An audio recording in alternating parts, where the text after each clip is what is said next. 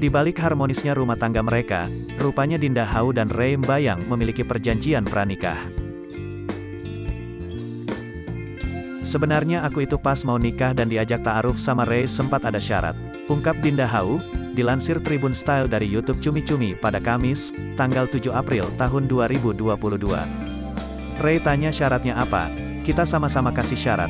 Salah satu syaratnya yaitu aku pengen kalau misalnya ada film, kita mainnya harus sama-sama gitu, tambahnya. Namun lantaran suatu kondisi, Dinda Hau akhirnya memperbolehkan sang suami untuk bermain film tanpanya.